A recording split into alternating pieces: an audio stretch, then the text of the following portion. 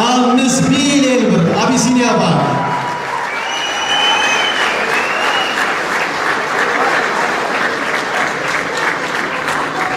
ጌትነትኔው የበቀለው ጎጃም ነው። ከባለቅኔዎች፣ ከቀልደኞች፣ ከጸሐፊዎች፣ ከምሁራን ሀገር ጎጃም ከነበውቀቱ ስዩምን ከመሳሰሉ ገጣሚዎች፣ ከድንቅ ዘፋኞች ምድር ጌትነትኔው ከጎጃም ምድር የፈለቀ ሌላኛው ጠቢብ ነው። ወላጆቹ ገበሬዎች ናቸው፣ አርሶ አደሮች። እርሱም የገበሬ ልጅ ነው። በደብረ ማርቆስ ከተማ በታዋቂዋ አብማ ማርያም በምትባል መንደር በ1950 ዓመተ ምህረት ተወለደ። ጌትነት ያደገው ከታላቅ እህቱና ከባለቤቷ ጋር ደብረ ማርቆስ ከተማ ሲሆን በ1964 ዓመተ ምህረት የእህቱ ባል በስራ ምክንያት ወደ ጅማ ሲዘዋወር ጌትነትም ከእህቱና ከባለቤቷ ጋር ወደ አባጅፋር ሀገር ጅማ ጉዞን አደረገ። ህይወት በጅማ ቀጠለ። የአንደኛ ደረጃ ትምህርቱን በጎጃም፣ ሁለተኛ ደረጃ ትምህርቱን በጅማ ተማረ። ገና በለጋ እድሜው በመጀመሪያ ደረጃ ትምህርት ቤት ሳለ የተጠናወተው የኪነ ጥበብ አባዜ በጅማም አብሮት ከራረመ። በቡናው ሀገር ጅማ ጌትነት አሁን በደስ አምባ ወደ ውስጥ ሲያነባ ወዳጆቹ አድናቂዎችም ደቦ ሆነው ሲያጽናኑት ሲያከብሩትና ሲያበረቱት ታዩ። ባንኩ 5 ሚሊዮን ብር ሰርፕራይዝ አድርጎታል። መኪናም ተጨምሮለታል። ታዋቂውና በትወናንቱ የተባለው አበበ ባልቻ በግሉም ሽልማት ስላበረከተለት አጋጣሚ እናነሳለን። ለመሆኑ ጌትነትኔው ማን ነው? ስራዎች ምን ይመስላሉ? ሽልማቱ ጌትነት በእንባ ስቅስቅ ብሎ ስላለቀሰበት አጋጣሚና ስላስለቀሰው ሚስጥርም አዲስ መረጃ ልዩ ዘገባ ይዟል። እንድትከታተሉን እየጋበዝን ወደ መረጃው አለፍን። ጌትነትኔው በብሔራዊ ቲያትር ደምቆ አመሸ። ኑ ጌትነትን እናመስግነው በሚል የሁለገቡ ከያኔ ጌትነትኔው የ68ኛ ዓመት የልደት በዓል ተከበረ። የ43 ዓመታት የሙያ አገልግሎት የምስጋና መርሃ ግብርም ታከለ። ብሔራዊ ቲያትር መከበሩን ተከትሎ አቢሲኒያ ባንክ ታሪክ ሰራ። ለታላቁ ከያኔ ጌትነትኔው ብር 5 ሚሊዮን ብር ስጦታ አበርክቷል። በዚህ ተስፋ የኪነ ጥበብ ኢንተርፕራይዝ ባዘጋጀውና በርካታ የጥበብ ቤተሰቦች በተገኙበት ልዩ መስጋና መርሃ ግብር ላይ ለጌትነትኔው ቅንጡ ቢዋይዲ የመኪና ሽልማት ተደርጎለታል። ጌትነት ለዚህ ምስጋናው በእንባ ታጅቦ ሲያለቅስና በአድናቂዎቹ በወዳጆቹና በአጋሮቹ እንዲሁም በዘመዶቹ መካከል ታጅቦ ታይቷል። ጌትነትኔው ትምህርቱን አጠናቆ በጥሩ ውጤት ወደ ዩኒቨርሲቲ መግባት የቻለ ሰው ነው። ብቻ ገጣሚና እንዲሁም የቲያትር ደራሲ ወይም ተዋናይ ብቻ አይደለም። በ1971 ዓመተ ምህረት የመጀመሪያ ምርጫ የሆነውን የቲያትር ጥበብ ማጥናቱን ጀመረ። የዩኒቨርሲቲ ቆይታውም የግቢውን ባህል ማዕከል እንደርሱ በሚገባ የተጠቀመበት አልነበረም ይላል ተወዳጅ ሚዲያ። ባህል ማዕከል ራሱን የሚፈትሽበትና ራሱን የቀረጸበት፣ ትወናን በማን ያዟል ልሻው በጠልፎ በኪሴ ዝግጅት የጀመረበት፣ ጌትነት የመጀመሪያ ተውኔት ስንብትን አዘጋጅቶ ለመድረክ ያበቃበት ባለውለታው ስፍራ ነበር ይላል። የጌትነት የጥበብ ልክፍት ከጥበብ ወደ ታዋቂነት ጉዞ ያደረገበት መሆኑ ነው። ጌትነት ከአዲስ ዩኒቨርሲቲ የቲያትር ትምህርት ቤቱን በ1974 ተመርቆ ወጥቶ በ1975 ዓመተ ምህረት ለተመረቁ ተማሪዎች የመመረቂያ ዕለት ስለ እናት፣ ስለ ሀገር፣ ስለ ማገልገል የሚሰብክ መዝሙር አዘጋጅቶ ነበር ይላሉ በቅርበት የሚያውቁት። ትምህርቱን ካጠናቀቀ በኋላ ወዲያው በዝና እንጂ በውል በማያውቀው ብሔራዊ ቲያትር ቤት ገብቶ ህልሙን ማድረግ ጀመረ። ብሔራዊ ቲያትር በነበረው ቆይታ ከተመልካች አእምሮ ውስጥ በጉል የተጻፈ ስራዎችን ማቅረብ ችሏል ይሉታል። ጌትነት ጎበዝ ገጣሚም ነው። ግጥምም የሚያነብበት መንገድ ከማንም ጋር የማይመሳሰል የራሱ ዜማ አለው። ወኔውና ስሜቱ ከነ ድምጸቱ እጅግ የሚማርክና የሚነዝር ነው። ለዚህ አበርክቶ በርካቶች በተገኙበት ሽልማት ሲደረግለት አበበ ባልቻን በርካቶች አስታውሰዋል።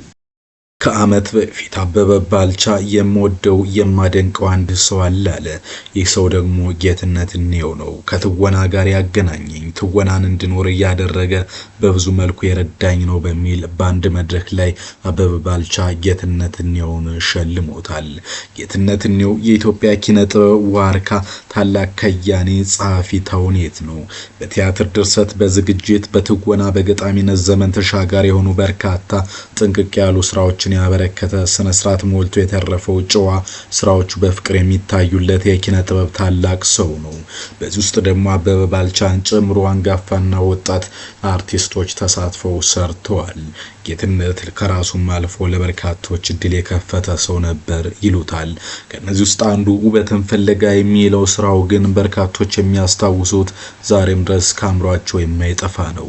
ይህ የጌትነት እኒው ምርጥ ስራ ግሩም አድርጎ ተጽፎ ድንቅ አድርጎ ማዘጋጅቶታል። ውበትን ፍለጋ ቲያትር የመድረክ እይታ ውስጥ ተጠናቆ ወደ ፊልም ተቀይሮ ተሰርቶ በርካቶች ወደውታል። ወደ ፊልም ሲቀየር ጌትነት እኒው የመሪ ተዋናዩን ይገረሙ የተሰኘው ገጸ ባህሪ ወክሎ ተጫውቷል። ቴዎድሮስ ተስፋዬም ፊልሙን ዳይሬክት አድርጎት ለኢትዮጵያ ፊልም ኢንዱስትሪ በስጦታ መልክ የተበረከተ ነው። ውበትን ፍለጋ ጌትነት ከ7 ዓመት በላይ ለፋበትና ውጤት ያገኘበት ተወዳጁ ቲያትር ነበር። የኔ የሚለውነትና ማንነቱ የተንጸባረቀበት ስራ ነበር። በአጻጻፍ ቴክኒኩ ከመምሩ መንግስቱ ለሚያገኘውን እውቀት ተግባራዊ ያደረገበት ነበር ይላል ተወዳጁ እንዲሁምና የአርቲስቶችን ህይወት በመጻፍ የሚታወቀው ተወዳጅ ሚዲያ። ከዛም የጌትነት እኒው ብቃት እየጨመረ ሲሄድ በላይ ዘለቀ ወይም አባ ኮስተር ላይ ደረሰ። ቲያትር ጌትነት ከመድረክ ሲተውነው በሚያስገመግም ድምጹ መድረኩ ላይ ጎብለል እያለ ሲምነሸነሽ ነበር። እጅግ ድንቅ ነው። ጌትነት እኒው በላይ ዘለቀን ሲተውን ጥላሁን ገሰሰን በፍቅር ያንበረከከ በስራ ያሳምንና ያስጨበጨበ ሰው ነበር ይላሉ። ጥላሁን ገሰሰ ብቻ ሳይሆን በዘመኑ መድረክ ላይ የተመለከተው ሁሉ እጅግ የተደመመበት ታላቅ ስራ ነበር። እንዲሁም ደግሞ ጥላሁን ገሰሰ ይህንን ስራ ከመውደዱ የተነሳ በላይ ዘለቀ አባ ኮስተርን ደጋግሞ ብሔራዊ ቲያትር አይቶት ነበር ይላሉ። ሌላኛው የእግዚአብሔር ጣት የጌትነት እኒው ምርጡ ስራ ነው። የእግዚአብሔር ጣትን ጨምሮ ሌሎች ስራዎች እንዲሁ በበርካቶች የተወደዱለት ስራው ነበር ይላሉ። ጌትነት እኒው የጻፈው ቲያትር በዚህ ተውኔት ላይ ተስፋዬ ገብረሃና አባየው ታደሰ፣ ስናፍቅሽ ተስፋዬ፣ ህንጻተ ታደሰና ሱራፌል ወንድሙ አስገራሚ ትወና ተውኖበታል።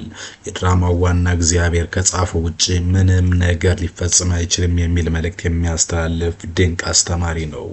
ግን ጌትነት ሲነሳ የቴዎድሮስ ስራ የማይረሳም ወይ አዲስ አበባም እንዲሁ ጎልቶ የሚታወስ ነው።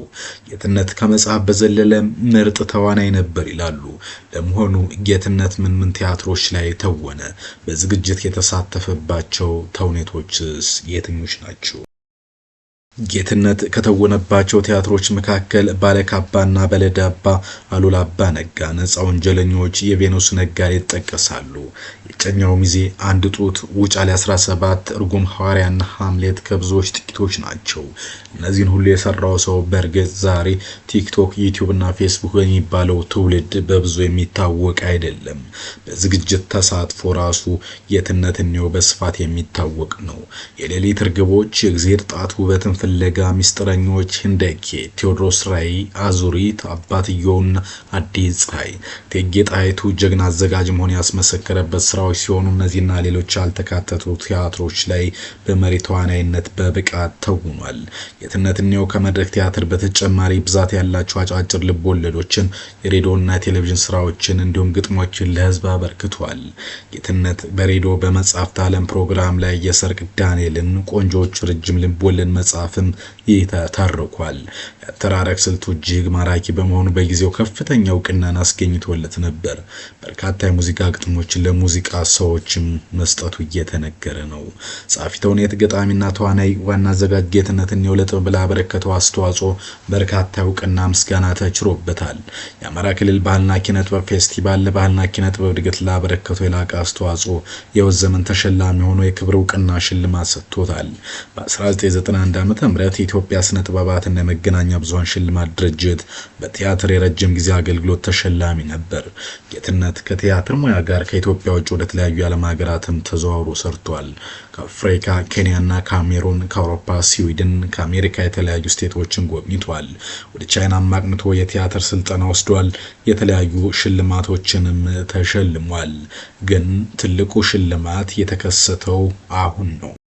5 ሚሊዮን ብር ባበረከተበት በዚህ ሽልማት ስነ ስርዓት ጌትነት ቢዋይዲ መኪና፣ ካባና ሌሎች ስጦታዎችም ተበርክተውለታል። በዚህም በእንባ ታጅቦ ሲያመሰግነን ታይቷል። በእርግጥ በኢትዮጵያ ውስጥ ከቅርብ ጊዜ ወዲህ አዳዲስ ነገሮች እየመጡ ነው ለማለት ይቻላል። የሙሐመድ አህመድን ጨምሮ የሌሎች ከመሞታቸው በፊት ምስጋናና እውቅና እየተሸለሙ ይገኛሉ። እናም ጌትነት በህይወት ዘመኑ ይህን ደስታ ማየቱ ከመሞቱ በፊት ይህ መሆኑ አስደስቶታል። ይህም ነው እንዲያነባ ያደረገው ይላሉ። ሌሎች ደግሞ ጌትነት በአሁኑ ጊዜ ከመድረክ ከግጥም ከስራዎች ገለል ብሎ ለብቻው የሚኖር ነው። አሁን ዘመኑ የቲክቶከር የፌስቡከርና የዩቲዩበር ዘመን እንደሆነ የሚታወቅ ነው። እናም አንተ ለሀገር አበርክተሃል ተብሎ ከረጅም ጊዜ በፊት ያደረገውን አስተዋጽኦ አስታውሶ ለዚህ ለሽልማት መጠራቱ ጌትነት ላይ ልዩ ስሜት ፈጥሮበታል ይላሉ። የሆነ ሆኖ ጌትነት ከቲያትር ሙያ ጋር ከሙዚቃ ከድርሰት ከግጥምና ከተለያዩ ስራዎች ጋር ያበረከተው ስራ እጅግ ትልቅ ነው። ጌትነት እኔው ዛሬም የሙያ ክብሩ እንደተጠበቀ ያለ ግሩም የኪነ ጥበብ ሰው መሆኑ ሀቅ ነው። በትወና ክሎቱ በድርሰትና በዝግጅት ብቃቱ ብዙ ባለሙያዎች መስክረውለታል። ስለ 1970ዎቹ አጋማሽ ሀገራችን ቲያትር ታሪክ ሲወሳ ጌትነት በዛ ዘመን ብቅ ካሉት ታላቃን የጥበብ ሰዎች አንዱ ነው። ጌትነት ከ1975 ጀምሮ ላለፉት 40 ዓመታት በጽናት ሙያው ላይ ቆይቷል። ለዚህ 43 ዓመታት ለደፈነው ሙያው ደግሞ ኢትዮጵያና እኛ እናመሰግናለን ብለው ልበቀናዎች ጌትነትን አስታውሰው ሸልመውታል። ጌትነትም በደስታ ሲቃ ውስጥ ሲያነባ ተስተውሏል። ቀሪ ዘመኑ እንዲባረክና ለኢትዮጵያ ጥበብ ከዚህ የላቀ አስተዋጽኦ ያበረክት ዘንድ አዲስ መረጃ ይመኛል። ያውና በቃው መልካም ጊዜ